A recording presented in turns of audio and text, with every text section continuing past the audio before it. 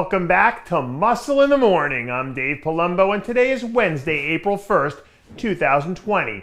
And let's find out what's going on in the world of bodybuilding and fitness. A photo is worth 1,000 words, right? So let me ask you this. What do you think the first 1,000 words were in the comments last week when Big Ramy released 1 week out photos from before the Arnold Classic? Well, for me, these might have been the most impressive photos of Ramy we've seen in some time. Just his sheer size alone was enough to make the record skip. But when you add in that with how lean he was, it really does make you scratch your head and wonder if this guy is from another planet or something. Not to overstate the obvious, but there have only been a few select men in the history of bodybuilding who've ever come close to being this big and symmetrical.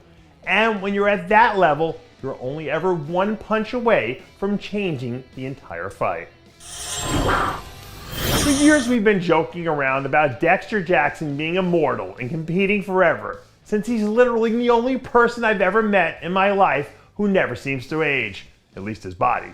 But as the old saying goes, all good things must come to an end. And unfortunately for the bodybuilding fans, it looks like we're coming up on Dexter Jackson's last ride.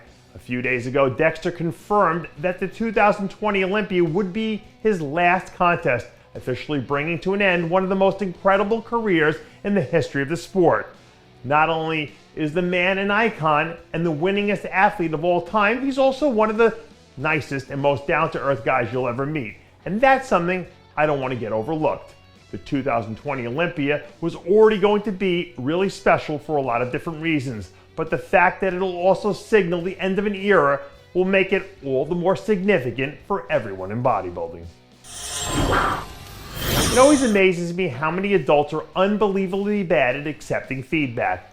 But thankfully for him, Wesley Vissers doesn't seem to be one of those people.